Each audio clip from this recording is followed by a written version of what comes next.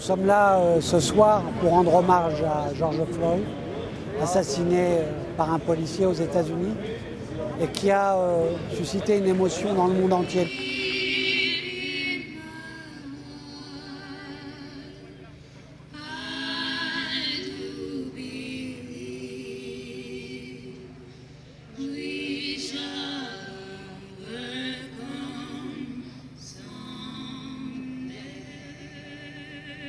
Chacun de vous a une part de responsabilité. Alors s'il vous plaît, je vous demande de ne pas oublier et de combattre tous les jours. Se rassembler, c'est bien. Ne pas oublier, c'est mieux. Construire, c'est mieux. Qu'est-ce qu'on fait pour construire demain ? Le ministre de l'Intérieur a apporté des réponses hier dans une conférence de presse, mais je tiens à dire qu'il est déjà positif qu'il y ait la reconnaissance qu'il y a un problème de racisme au sein des forces de l'ordre, mais qu'il faut aller beaucoup plus loin.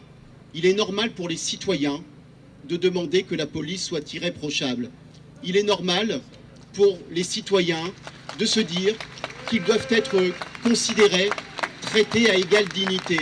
C'est une demande minimale et je m'étonne que l'on puisse s'en étonner.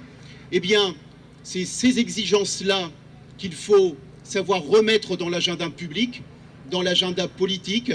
Je sais que nous pouvons compter sur une grande partie des Français. Vous le montrez aujourd'hui en étant massivement présent sur la place de la République.